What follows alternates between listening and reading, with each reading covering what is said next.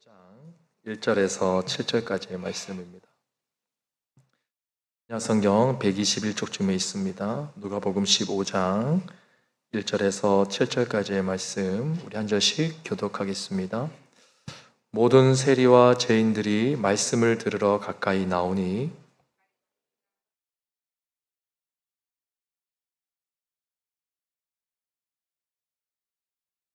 예수께서 그들에게 이 비유로 이르시되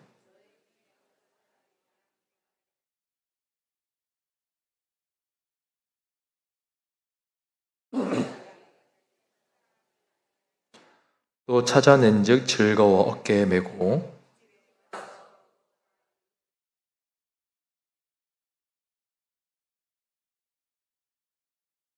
함께 봅니다. 내가 너에게 이르노니 이와 같이 죄인 한 사람이 회개하며 하늘에서는 회개할 것 없는 의인 99으로 말미암아 기뻐하는 것보다 더하리라. 예. 오늘 우리 귀한 목사님 모셨습니다. 부산에서 열심히 전도하시고 또 구령의 열정을 갖고 계신 분으로 소문이 나 계신 우리 김규환 목사님, 부산 제자들교회 섬기고 계십니다. 오늘 올라오셔서 말씀 전가하실 때 여러분에게 구령의 열정이 불붙듯이 다시 일어나는 시간 되기를 바랍니다. 우리 목사님 나오실 때 박수로 환영하겠습니다. 네, 우리 한번 기도하고 말씀 전하도록 하겠습니다. 하나님 감사합니다. 오늘 우리에게 또 주의를 허락하시고 또 이 오후 시간까지 남아서 하나님의 말씀을 들을 수 있는 복된 시간을 허락하시니 참 감사합니다. 하나님이 울산 땅에 하나님 동강교회를 세우시고 또 이때까지 인도하시며 하나님이 원하시는 그 일들을 감당할 수 있는 복을 주시니 참 감사합니다. 아버지, 앞으로도 동강교회를 통하여서 울산이 복을 받게 하여 주시고 울산이 살아나게 하시고 울산이 주께로 돌아오는 놀라운 기적의 역사들이 있도록 주여 함께하여 주시옵소서. 우리 세우신 목사님과 또 당회원들과 모든 성도들 통하여서 하나님의 일하심이 나타나는 기적의 역사가 일어나는 교회가 될 수 있도록 주님 인도하여 주옵소서. 오늘도 하나님 주의 말씀 전하려고 합니다. 하나님께서 함께하여 주시고 오직 하나님만 드러나는 복된 시간 될 수 있도록 인도하여 주옵소서. 감사드리며 예수님의 이름으로 기도하옵나이다. 아멘. 네, 반갑습니다. 네, 오후 피곤한 시간이고 졸리는 시간인데요. 그럼에도 우리 많은 성도님들 나오셔서 함께 예배할 수 있는 것이 참 감사하고, 저는 주일에 아침에 우리 성도님들과 예배 드리면서 늘 그런 고백을 합니다. 이것이 당연한 것이 아니라 은혜다. 우리에게 주어진 이 예배의 시간이 우리가 그냥 주일이면 당연히 나오는 것 같고 눈을 뜨면 살아있는 것 같지만 이것이 당연한 것이 아니라 하나님이 주신 은혜인 줄로 믿습니다. 오늘 이 시간도 하나님께서 말씀하시는 그 음성을 듣는 복된 시간이 되시기를 소원합니다. 저는 부산 제자들 교회를 담임하고 있습니다. 또 이 교회에 불러주신 우리 담임 목사님과 장로님들, 성도님들께 참 감사드리고, 특별히 하나님께서 오늘 또 하나님이 원하시는 일들을 위해서 이곳에 보내주셨는데 하나님께 너무나 감사드립니다. 저에게 울산은 참 특별한 도시입니다. 울산에 와서 이런 말씀 드리는 것이 아니라 제가 첫 사역지가 울산이었습니다. 울산에서 전도사 사역을 시작했고요. 그리고 무엇보다도 제가 우리 교회 신무장로님 한 분 계신데 그 한 분의 장로님께서 매주 어디에서 교회를 오시냐면 울산에서 오세요. 가정이 울산에 계시고 사업터가 울산에 계시고, 그래서 울산은 저에게 참 좋은 도시이고 또 제가 신방 올 때마다 또 이렇게 다녀갈 때마다 저에게 참 기쁨과 감격이 있는 도시입니다. 물론 울산에 많은 교회들 하나님 세우셨고 하나님께서 교회들을 통하여 일하고 계시지만 특별히 하나님 울산 이 동강교회를 통해서 하나님의 나라가 이루어지게 하시고 울산의 복음화가 이루어지는 일에 이 동강교회를 귀하게 써주시기를 주님의 이름으로 축복합니다. 오늘 이제 전도 세미나라는 이름으로 우리가 모이게 되었고요. 이제 9월부터 함께 이제 전도를 시작하시는 것으로 알고 있습니다. 이 시작 전에 오늘 우리가 나눌 말씀은 한 영혼에 대한 마음입니다. 여러분의 마음은 무엇으로 가득 차 있으십니까? 여러분의 마음이 뭘로 가득 차 있으세요? 한 분이 전도하셨는데 오늘 전도 세미나라서 전도하신 거죠. 우리의 마음에 무엇이 가득 차 있는가가 우리가 평소에 묵상하는 것이 우리가 가장 사랑하는 것이고 우리가 가장 관심 가지는 것이죠. 우리가 자녀를 키우다 보면 어때요? 하루 온종일 자녀들 생각합니다. 우리 막 손주 보신 우리 권사님들, 장로님들, 집사님들 어떠세요? 그 손주 잘 크고 있나 궁금해가지고 날마다 영상통화하시고 물어보시고 밥은 먹었는지 잘 크고 있는지 하시죠. 예. 또 우리가 스포츠를 좋아하면 어때요? 날마다 그 스포츠가 기억이 나죠. 필드에 나가고 싶은 마음이 가득 차 있죠. 예. 또 일을 굉장히 열심히 하시는 분은 날마다 일에 대한 생각들, 회사에 대한 걱정들 하실 겁니다. 물론 그건 나쁘다는 것이 아니라 정말 우리 마음 가운데 예수 그리스도, 복음, 한 영혼, 주님께서 원하시는 그 전도와 선교, 이런 것들이 우리 마음에 가득 차 있으면 좋겠다라는 생각을 하게 됩니다. 제 소개를 간단히 조금만 더 하겠습니다. 저는 30살에 개척을 했습니다. 이른 나이에 개척을 했고 지금 이제 딱 12년, 만 12년 지났고 13년째 담임 목사를 하고 있습니다. 이제 나이가 좀 계산이 되시죠? 우리 목사님이 저보다 선배님이시더라고요. 그렇게 젊은 나이에 개척을 했고 또 하나님의 길을 가고 있습니다. 저는 부산에서 태어났습니다. 부산 사람이고요. 사람들에게 저를 소개할 때 뭐라고 소개하냐면 저는 메이드 인 부산입니다 라고 합니다. 그만큼 부산을 좋아하고 사랑하고 그래서 신대원까지 공부를 끝마친 이후에 부산에서 개척을 시작했습니다. 마지막 부교육자도 부산에서 했고요. 어려서부터 꿈이 목사였습니다. 어려서부터 왜 목사가 꿈이었느냐라고 물으신다면 저희 부모님이 그런 기도를 하셨어요. 저에게 누나가 둘이 있는데 아들 주시면 하나님께 드리겠다. 여러분 그런 기도 하신 분 계세요? 아들 너무 낳고 싶은데 하나님 아들 안 주시니까 성경 읽다 보니까 한나의 기도도 생각나고 아들 주시면 바치겠다 그런 기도를 하신 거예요. 저랑은 전혀 동의를 안 하셨죠. 근데 그렇게 태어나 보니까 그런 기도로 태어난 아들이었고 참 감사하게도 그것에 대한 거부 반응이 없었습니다. 어려서부터 누군가 저에게 묻는다면 너는 장래희망이 뭐니? 그러면 제가 뭐라 그랬냐면 저는 목사가 될 겁니다 라고 이야기했습니다. 근데 제가 왜 그런 말을 그렇게 자연스럽게 했을까요? 목사가 뭔지 잘 몰랐습니다. 되는 게 얼마나 힘든지도 몰랐고요. 목회가 얼마나 고된지도 몰랐습니다. 그래서 아무 겁도 없이 저 목사 될 거라고 그렇게 이야기하고 다녔습니다. 아마 알았더라면 잘 모르겠습니다.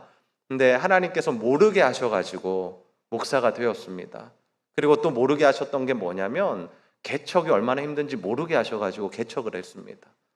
우리가 모르고 사는 것도 어떻게 보면 은혜인 것 같아요. 대학교에 갔습니다. 충신대학을 갔습니다. 충신대학에 가서 공부를 하면서 한 가지 좀 힘든 점이 있었습니다. 뭐가 힘들었냐면 참 친구들을 잘 사귀어야 되는데요. 우리 자녀들이 친구 잘 만나라고 기도 많이 하시잖아요. 저는 어떤 친구를 사귀었냐면 굉장히 똑똑하고 유능한 친구들을 사귀었습니다. 저는 그렇지 않은데 정말 똑똑한 친구들을 사귀게 됐어요.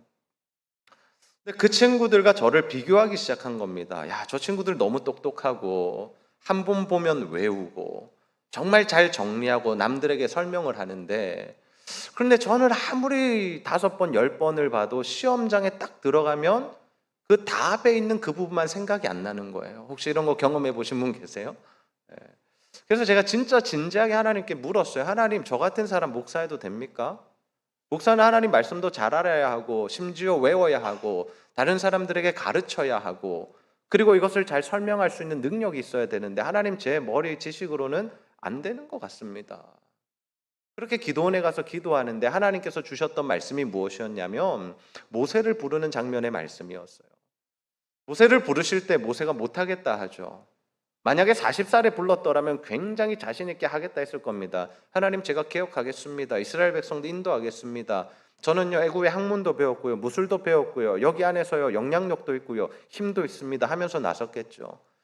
근데 사람 죽이고 도망가서 40년 동안 양만 치다가 이제 아무것도 할 수 없는 그때에 진짜로 말도 버벅거리는 그때에 하나님 부르시니까 뭐라고 해요? 나 못하겠다 그러는 거예요. 근데 하나님 뭐라고 말씀하세요? 아니 내가 너 시킬 거야. 내가 너 붙들고 사용할 거야. 말 못해? 괜찮아. 아론 붙여줄게. 그러시면서 이제 모세를 통해서 출애굽을 시키시고 하나님의 일들을 행하게 하시거든요. 그 말씀, 출애굽기 3장의 말씀을 저한테 주시는 거예요. 확신했습니다. 하나님께서 부족한 나를 들어 쓰시겠구나. 그래서 부족한 자가 계속해서 신학을 했습니다.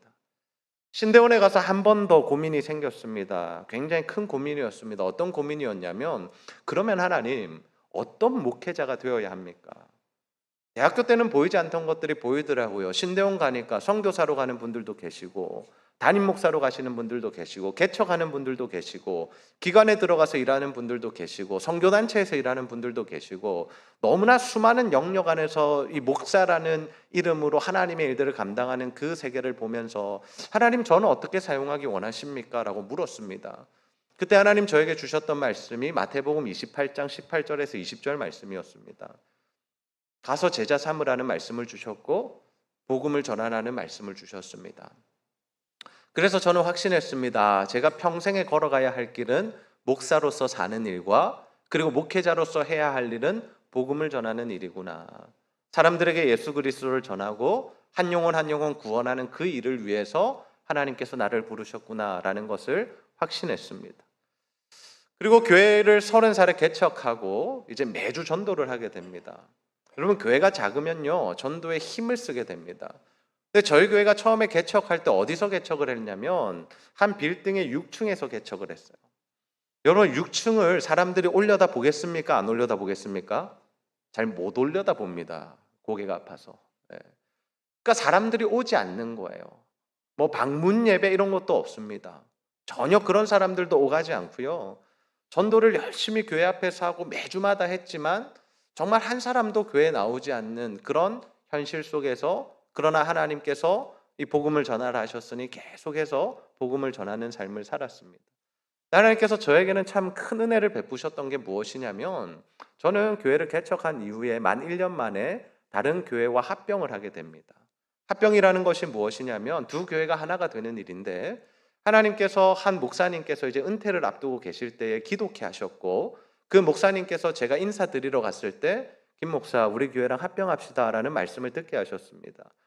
저는 합병이라는 것이 무엇인지도 몰랐고 왜 해야 되는지도 몰랐으며, 그리고 심지어 하고 싶지 않아서 하나님 앞에 6개월을 기도했습니다. 하나님, 저는 개척에서 지금 재밌게 사역하고 있습니다. 한 10명에서 15명 모일 때거든요. 사람 숫자에 상관없이 정말 즐겁게 목회를 하고 있는데, 하나님, 제가 이거 꼭 해야 합니까? 왠지 이거 합병하고 나면 힘들 것 같은데요, 어려울 것 같은데요 라는 그 사람에게 오는 감 때문에 하나님 앞에 제가 하고 싶지 않다라고 기도했습니다. 근데 6개월 동안 하나님께서 저에게 주셨던 마음은 무엇이냐면, 하나되라는 마음을 주셨어요. 그래서 하나님 앞에 결단합니다. 알겠습니다, 하나님 원하시니까 하겠습니다 하고 합병을 하게 됩니다. 그렇게 두 교회가 합쳐서 이제 한 40명 정도의 성도들이 모여서 매주 예배를 드리게 됩니다. 근데 그 작은 교회였지만 그래도 우리는 계속 전도를 했거든요. 매주마다 나가서 전도하고 관계를 통해서 전도하고. 근데 노방 전도를 해도 한 명도 오지 않는 거예요. 왜냐하면 저희 교회가 위치 설명하기가 너무 어려웠거든요. 여러분 한번 들어보십시오. 저희 교회가 어디 있었냐면요, 예전에 부정교회 아시나요? 부산에? 부정교회 맞은편에 뭐가 있냐면 삼성 디지털 플라자가 있거든요. 아세요? 그 뒤편 골목에 보면 한 슈퍼가 있거든요. 그 슈퍼 안쪽 골목으로 쭉 들어가면 교회가 있습니다. 여러분, 이거를 설명하기가 쉬울까요? 어려울까요? 안 찾아와요. 주차 공간 하나도 없고요. 근데 이 4년 동안 목회를 하면서 합병 이후에 하나님께서 사람들을 보내주시는데, 관계를 통해서 가족들이 오고 친척들이 오고 지인들이 오고 하나님 보내주신 사람들이 와서 이제 한 70명 정도 됐어요. 그러니까 이제 좀 비좁은 거예요. 예. 그리고 성도들 가정 다 오픈해가지고 셀 모임을 하고 하는데도 이 부족한 공간 때문에 리더십들이 모여서 기도하기 시작했습니다. 하나님, 공간을 좀 허락해 주십시오. 공간을 허락해 주십시오. 성도들이 마음껏 예배하고 모임할 수 있는 공간을 좀 주십시오. 자가 아니어도 좋고요, 전세여도 좋고요, 어쨌든 좀 2개층 정도 됐으면 좋겠습니다. 이런 기도를 막 드리고 있었거든요. 그때 하나님께서 허락하신 일이 뭐냐면 또 한 번의 합병이었습니다. 여러분, 제 별명이 뭔지 아세요? 합병 전문 목사입니다. 네. 합병을 2번을 했거든요. 감사하게 교회가 깨어지지 않았고 하나님 안에서 하나 되어서 지금 새 교회가 하나 되어서 또 같이 하나님 나라 이루어가고 있는데요. 이제 그곳으로 이동하면서 더 형편이 좋아졌어요. 예전에는 1층 단층의 건물이었는데 1층과 2층과 지하가 있더라고요. 너무 좋았습니다. 마치 우리가 집 평수 늘려서 이사 가면 좋은 것처럼 야, 이제 사역도 마음껏 하고 성도들도 식사하고 모임하고 할 수 있겠다. 그러면서 이제 함께 이제 모여 보니까 80명 남짓 또 되는 이 성도들이 함께 시작을 했습니다.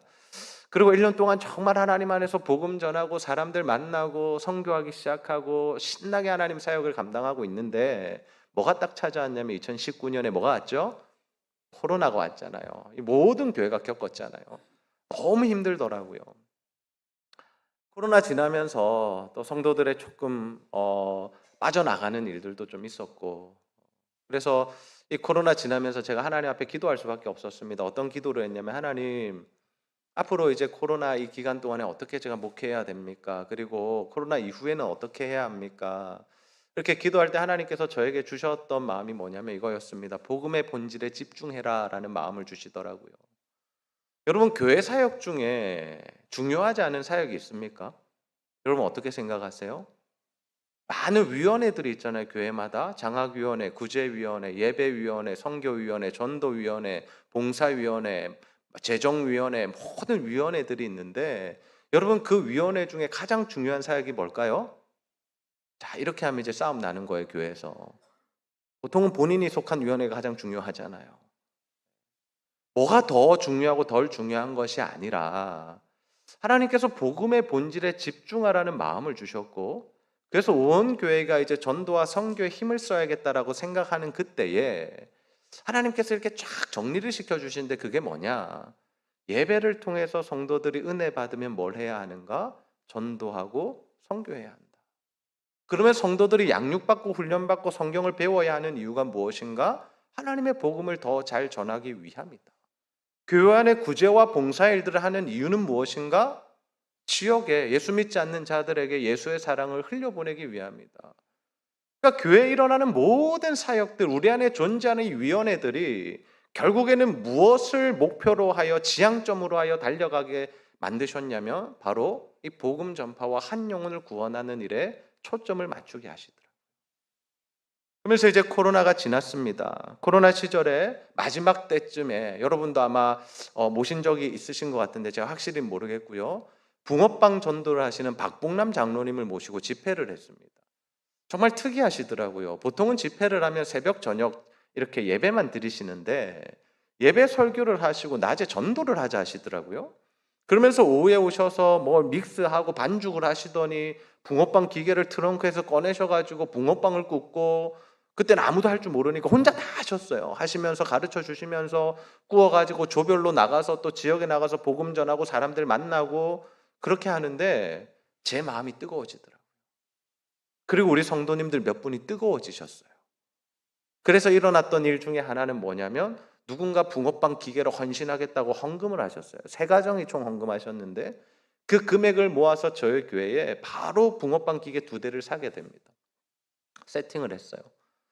그리고 그 주 토요일부터 이제 저희가 계속 복음 전하기 시작합니다. 근데 각자가 자신의 소견에 오는 대로 복음을 전하는 거예요. 물티슈가 또는 생수가 또는 건빵이 건티슈가 붕어빵으로 바뀌었을 뿐 하던 방식은 똑같은 거예요. 그래서 이래서는 안 되겠다. 장로님, 저희들에게 그 관계 전도를 가르쳐 주십시오. 저희 교회에서 학교를 열어 주십시오. 그래서 8주간의 학교를 열어서 토요일마다 오전 10시부터 12시 반까지 강의를 듣고 전도에 대한 강의를 듣고 점심 식사한 이후에 2시부터 4시까지 전도를 하고 다녀와서 나눔을 하고 식사까지 하고, 그렇게 8주의 시간을 우리 교회 성도들 15명과 교육자 4명이 함께 들었습니다. 그리고 나서 이제 전도 여행도 4주를 다녀오고요. 그러니까 이제 교회 안에 전도할 수 있는 인원의 한 20명 정도가 이제 정말 전도합시다 하면 다 나오시는 분들이 20명이 세팅된 거예요. 그때 우리 어른 성도들의 숫자가 몇 명이냐면 한 60명에서 70명 될 때입니다. 많지 않을 때입니다. 코로나 이후에. 저희가 총 다 해서 그때 한 90명, 100명 모일 때인데 그 중에 20명이 헌신해서 이 일들을 하기 시작했습니다. 그리고 한 1년 뒤에 또 학교를 한 번 더 저희 교회에서 열어서 또 5분의 그때 못했던 분들과 교육자들까지 다 또 훈련을 받게 했어요. 그래서 전도합시다 하면 이제 25명이 이제 나와서 전도하는 그런 교회가 되어졌습니다. 근데 이 전도를 하면서 가장 큰 하나님께서 이 일하시는 일이 무엇이냐면 하나님이 우리를 구원하신 이유가 무엇인지를 알게 하시더라고요. 여러분, 우리가 왜 구원받았을까요? 여러분, 뭐라고 생각하세요? 하나님이 우리 성도님들 한 분 한 분을 왜 구원하시고 부르시고 천국 백성 삼아 주셨을까요? 우리 천국 오라고? 맞아요. 하나님께서 가장 사랑하시는 자들에게 천국을 허락하시죠. 그런데 우리만 오기 원하실까요? 하나님은 다른 이들 손잡고 오기를 원하실까요? 함께 오기를 원하신다라는 거예요. 하나님은 그 한 사람 한 사람 먼저 우리를 구원하신 이후에 또 다른 사람을 구원의 길로 인도하기 원하시는 마음으로 우리를 구원해 가셨다라는 겁니다. 사도 바울을 기억하십시오. 하나님을 뜨겁게 만났습니다. 하나님이 누구신지 알았습니다. 그리고 나서 했던 일이 무엇입니까? 온 세상을 다니며 복음을 전하는 일을 했잖아요. 오늘 말씀을 한번 보십시오. 바리새인과 서기관들이 예수님께서 세리와 죄인들과 있는 것을 불편해합니다. 왜 불편한가 하면요, 유대인의 정결 규례와 맞지 않은 거예요. 유대인들은요, 죄인들과 한 자리에 앉지 않았습니다. 부정이 옵는다고 생각했거든요. 죄인들, 병자들, 세리들, 창기들, 그 사람들이랑은 어울리지도 않고 함께 밥도 먹지 않았습니다. 그것으로 자신의 정결을 지키고 하나님 앞에 거룩해서 하나님을 예배할 수 있는 상태를 만들었다라는 거예요. 처음에는 좋은 법이었죠. 왜? 그것이 이스라엘 공동체, 특별히 광야 생활하는 자들에게는 이 전염병의 위험도 있고 그들이 하나님 앞에 나가는 태도도 중요하니까 그것을 가르치셨죠. 근데 시간이 지나서 예수님 시대에 돼 보니까 어떤 거예요? 이게 하나님의 마음과는 전혀 다른 모습으로 변질되어 있었다라는 거죠. 똑같은 하나님의 말씀입니다.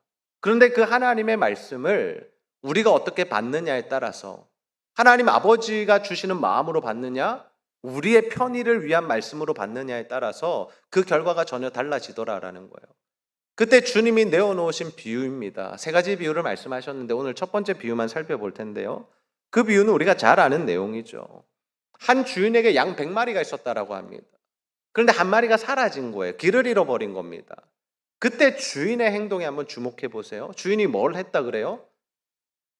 양 99마리를 남겨두고 잃어버린 양을 찾으러 갔다라는 겁니다. 주인이. 그리고 나서 어때요? 그 양을 찾았어요. 그리고 찾고는 어떻게 하느냐? 때리지 않아요. 야, 왜 말썽 피우냐고 엉덩이 때린 게 아니라, 양을 발로 들고 찬 게 아니라 그 양을 오늘 말씀해 보시면 어깨에 메고 돌아왔대요. 얼마나 기뻤으면, 이게 사랑스러웠으면, 이 한 양을 찾은 것에 대한 기쁨이 있었으면 그렇게 또 왔을까? 그리고 나서 뭐래요? 동료들, 친구들을 불러서 잔치하자라고 합니다. 내가 잃어버린 양을 찾았다라고 합니다. 주인의 마음이 어디 있는지 아시겠습니까? 주인의 마음이. 이 비유를 하신 이유가 뭐예요? 아버지의 마음을 우리에게 보여주시기 원함이거든요. 하나님의 마음이 어디에 가 있는지를 우리에게 알려주시는 말씀입니다. 하나님의 마음은 어디에 있냐면 잃어버린 한 양, 어린 양에게 있다는 사실을 여러분 기억하시기를 바랍니다. 그때 주님께서 하시는 말씀이에요. 누가복음 15장 7절 말씀.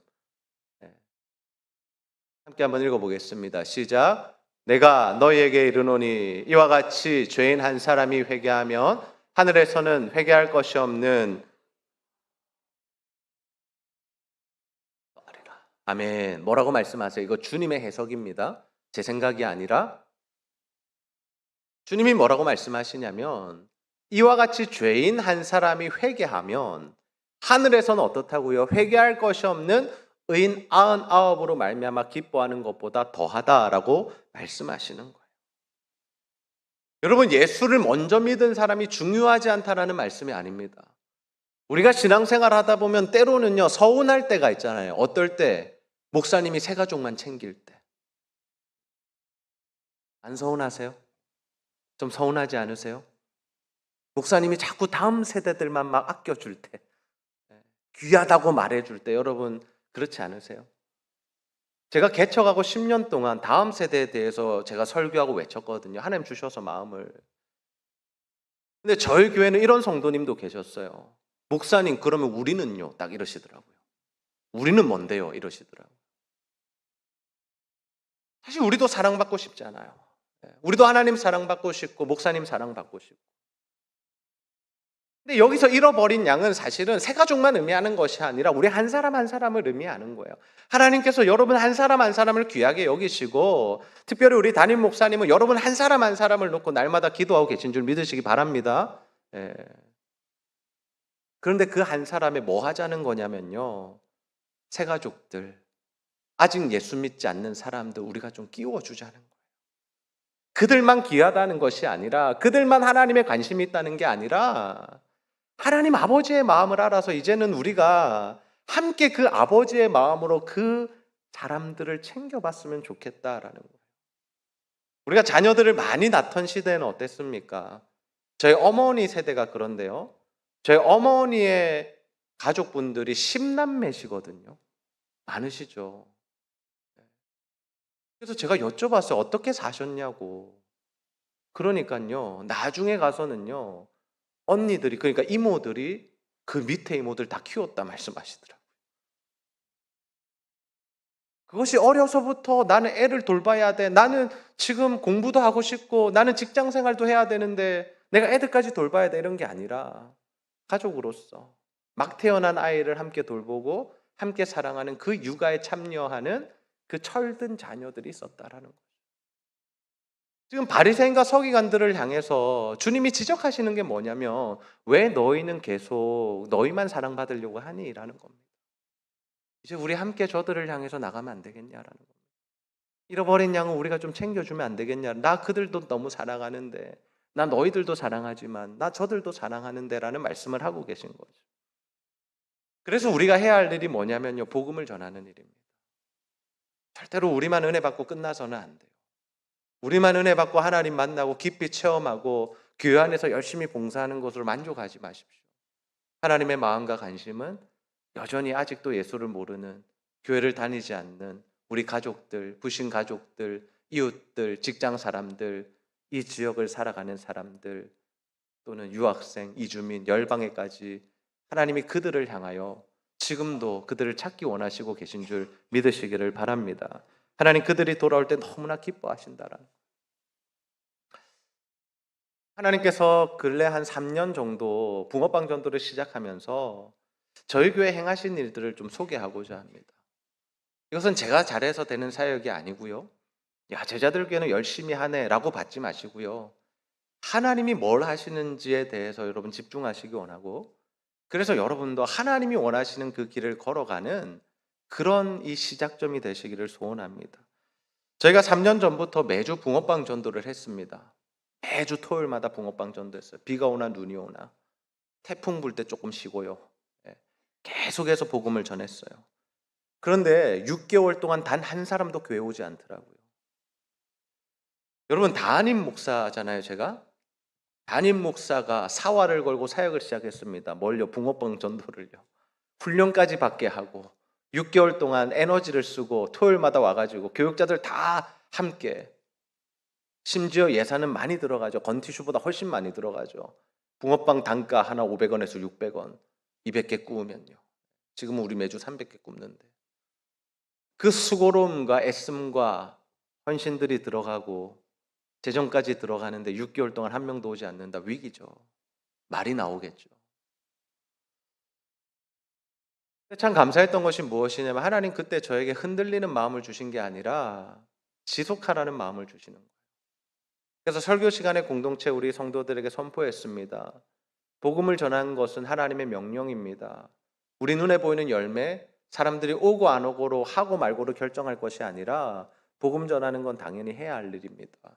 그래서 저는 이 사역을 계속해서 진행하겠습니다. 또 감사했던 건 뭐냐? 우리 장로님과 우리 중직자들, 또 우리 셀리더들이 다 함께 일에 동참해 줬다라는 거예요. 그리고 나서 이제 6개월이 지나게 됩니다. 그러면서 한 명 한 명 오시는 거예요. 우리가 전도를 하면 사실 빨리 열매 맺기 원하잖아요. 우리가 뭔가 전도를 시작하고 교회가 사역을 시작하면 뭔가 하나님의 역사와 일하심들이 나타나기 원하잖아요. 근데 때로는 하나님 그렇게 일하시거든요. 속히 일하실 때도 있고 기적을 막 베푸실 때도 있고 하나님의 놀라운 이적들을 보여주실 때도 있습니다. 특별히 또 교회 규모가 이렇게 동강교회처럼 크고 또 건물도 좋고 하면 사람들이 막 많이 올 수 있어요. 하나님께서 이 사역을 하면서 가장 큰 열매로 주시는 것이 뭘까라는 것을 고민해 봤습니다. 큰 열매가 뭐냐? 그럼 우리가 복음 전하기 시작해서 하나님이 원하시는 그 열매는 뭘까? 그럼 이 본당이 가득 차서 1부, 2부, 3부, 4부, 5부, 6부 예배 드리는 것이 하나님께서 가장 기뻐하시는 일일까요? 물론 그것도 하나님 하실 일들이지만요. 하나님께서 가장 기뻐하시는 일은 무엇이냐면 우리 각 사람이 이미 예수 믿은 사람이 복음으로 인해서 마음이 뜨거워지는 거. 아까 목사님께서 표현해 주셨는데 구령의 열정을 가지는 거. 내가 정말 복음을 전하고자 하는 그 마음이 생기는 것이 하나님 주시는 가장 귀한 열매인 줄 믿으시기를 바랍니다. 우리 청년 중에 하나가 전도를 하면서 이런 고백을 해요. 우리는 전도 갔다 오면 나눔을 하거든요. 막 펑펑 우는 거예요. 왜 우냐?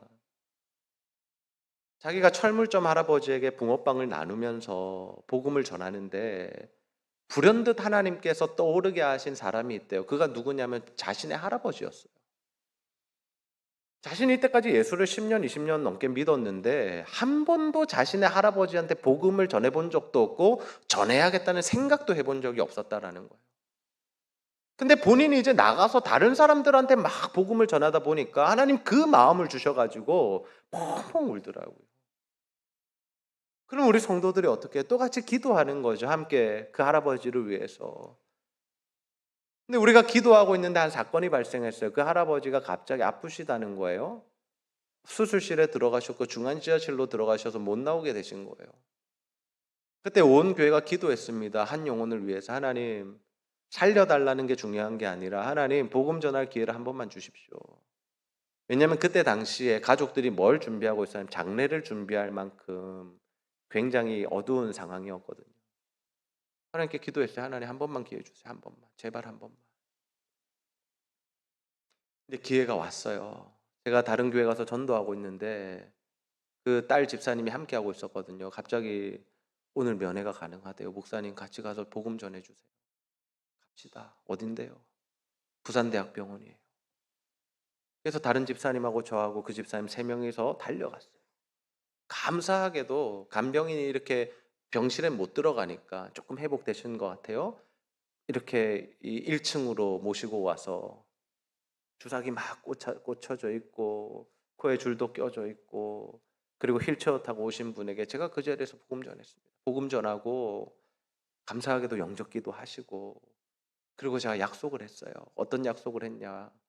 아버님 하나님께서 살려주시고 건강 회복하시면 교회 나와서 신앙생활 하시다가 천국 가십시오. 지금 믿으셨기 때문에 언제라도 하나님 부르시면 가셔 천국 갈 수 있지만 만약에 하나님이 건강 허락하시면 우리 교회 와서 신앙생활 하다 가시라고. 알겠다 하시더라고요. 지금도 제 핸드폰에 그 사진과 영상들이 남아 있습니다. 근데 그 성도님이 회복이 되신 거예요. 그래서 교회에 나오셨어요. 새가족 양육 받으시고 세례 받으시고 그리고 6개월 만에 돌아가셨는데 마지막 돌아가실 때 자신의 자녀들 앉혀놓고 뭐라고 하셨냐면 오빠들은 예수 안 믿었거든요. 아들 둘은. 그 아들들에게 하신 말씀이 뭐냐면 나 예수 믿고 죽으니까 장례는 기독교식으로 하라 하고 돌아가셨어요. 그럴 때 갈 때는 제가 어떻게 가요? 어깨를 펴고 들어가죠. 장례식장에 가도. 예. 그래서 들어가서 또 예배 때마다 복음 전하고 가족들에게 예수 그리스도 믿어야 된다고 천국 가야 한다고 아버님 천국 가셨다고 그 복음을 전할 수 있는 기회가 있었습니다. 이처럼 하나님이 한 사람 한 사람에게 복음에 대한 마음, 죽어가는 영혼에 대한 마음, 내 가족들에 대한 그 안타까운 마음들을 주시더라고요. 그리고 교회적인 변화도 있었습니다. 어떤 변화가 있었을까요? 새 가족이 오면요. 여러분 보통 어떠세요? 교회 새 가족이 오면 누가 신경을 가장 많이 쓸까요? 네, 대답하셔도 돼요. 괜찮아요. 틀려도 되니까. 전도를 해오신 분이 가장 신경 많이 쓰시겠죠. 왜? 어쨌든 오늘 예배 때 은혜 받고 예수 믿고 정착했으면 좋겠으니까. 그 다음으로 신경 쓰는 분 누굴까요? 누구? 담임 목사님. 맞습니다. 정답입니다. 담임 목사님은요. 새로운 분들 오시잖아요. 눈이 떠나지 않아요. 저도 그래요. 저분이 오늘 정말 하나님 만나야 되는데 라는 마음이 있기 때문에 그 다음에 몇 분 더 안내하시는 분들, 새가족 부원들은 조금 신경 쓰시죠. 근데 다른 분들은 신경 써요, 못 써요? 관심이 있어요, 없어요? 가서 인사하세요, 안 하세요? 저희는 조그만한 교회인데도 안 하더라고요. 전도한 사람만 애가 타는 거예요. 담임 목사만 애가 씌이는 거예요. 알아들으시죠? 예. 근데 이 6개월 동안 사람들이 오지 않고 한 영혼에 대한 마음을 받으니까요. 한 사람이 왔는데 10명이 가서 인사하시더라고요. 너무 반가워하고 주일날 예배 딱 직전에는 제가 기도하면서 설교 마무리 원고 쓴 거 한 번 더 보고 있거든요. 근데 난리가 난 거예요. 한 여자 집사님이 목사님 목사님 하면서 뛰어오는데 저 와저라노 싶은 거예요. 근데 뭐라고 딱 말씀하시냐면 목사님 왔어요 하는 거예요. 뭔지 알죠? 전도한 사람 왔다는 거예요. 붕어빵 전도한 사람. 그때는 어떻게 제가 해야 될까요? 설교 준비 중이니 조용히 하세요. 이렇게 할까요? 아니죠. 우와 왔습니까? 나중에 식사할 때 봅시다. 저도 하이톤으로 반겨주는 거예요. 얼마나 신이 나서 내려가시든지 얼굴이 상기가 돼가지고 좋아가지고 그분들 오시니까 또 사람들이 막 이렇게 인사해주고 선물 드리고 하니까 얼마나 기뻐하시든지. 그게 하나님의 일하심이었습니다.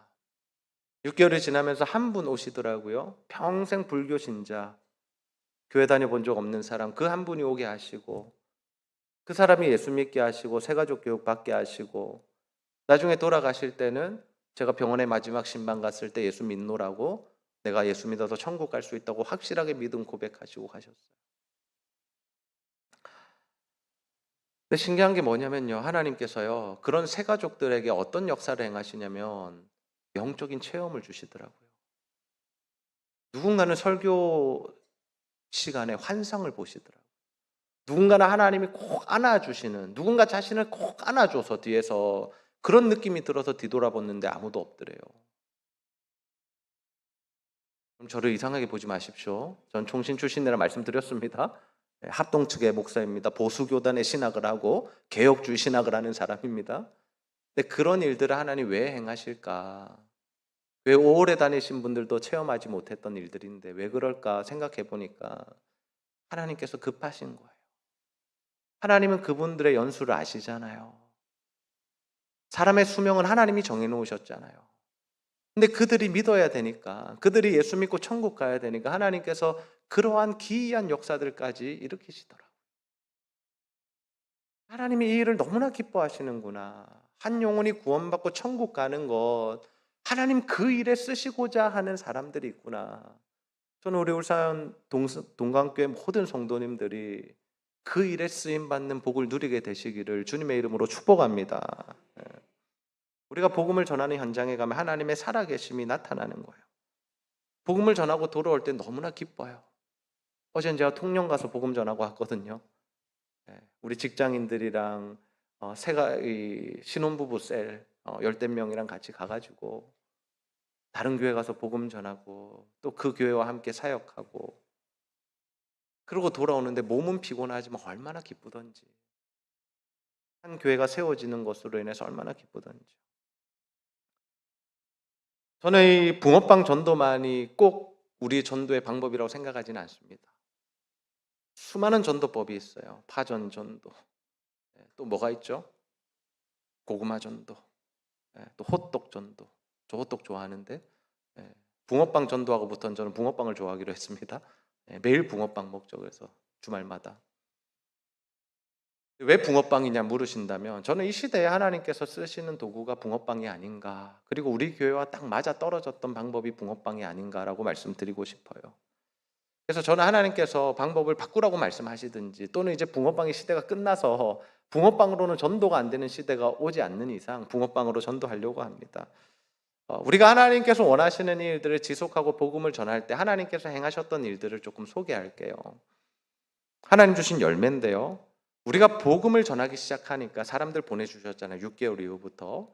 그런데 새 가족도 오게 하시는데 누구도 오게 하시냐면 교회를 섬길 사람들도 보내주시더라고요. 가나안 성도 들어보셨죠? 수년 동안 코로나 때부터 교회 안 나갔던 사람들, 자신의 교회도 돌아가지 않는 사람들, 온라인으로 예배 드리다가 아예 이제 예배도 드리지 않는 사람들, 그 세대들, 그 사람들을 하나님께서 한 명 한 명 보내주시고 그들이 다시 은혜 받고 회복되어서 하나님의 일에 동참케 하시는 은혜를 주시더라고요.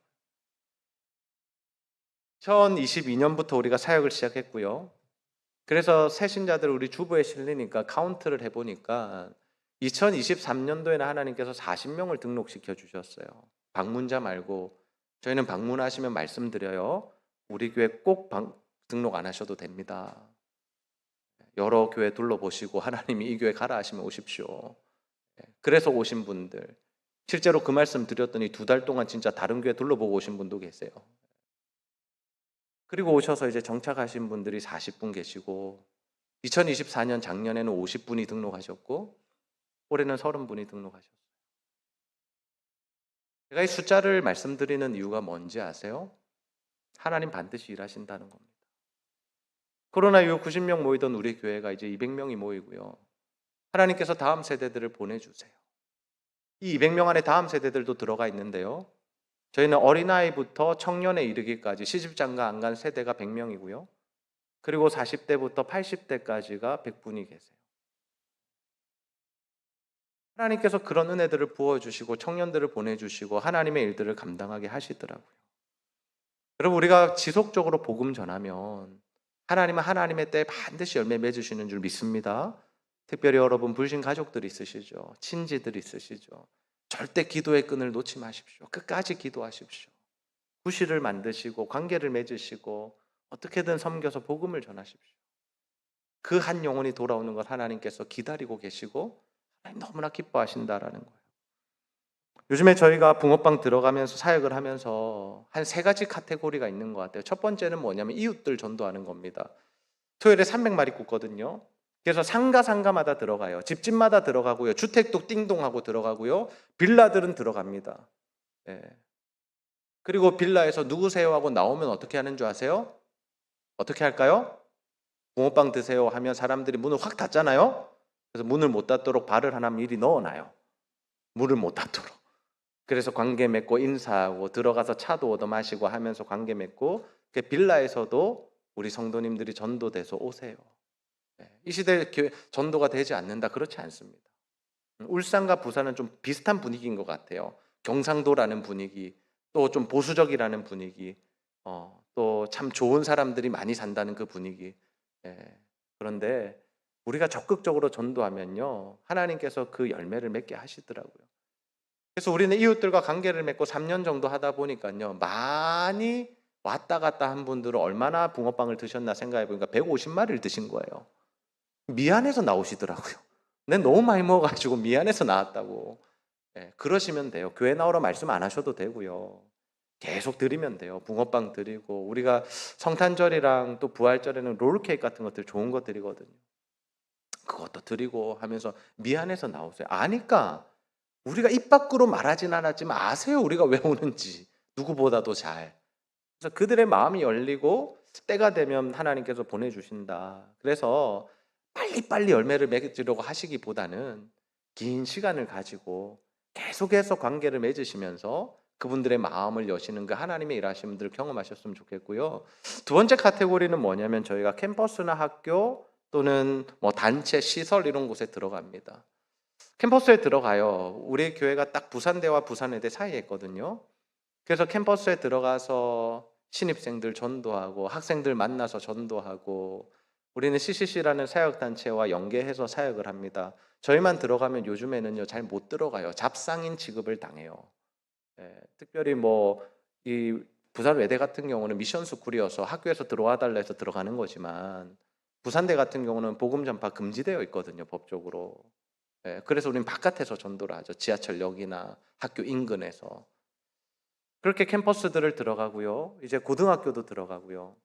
저희 교회 인근에 있는 시설들, 주간요양보호센터 이런 곳들도 들어가고, 요양병원에도 들어가고, 어떻게든 연결이 되고 하나님께서 들어가게 하시는 곳에 들어가서 붕어빵을 나누고 관계를 맺다 보면 복음에 반응하는 분들이 계시고, 그래서 그분들에게 복음 전하고, 그러다 보니까 그분들 중에 또 교회를 나오시는 분들도 생기고 하나님의 놀라운 일들이 일어나고 있습니다.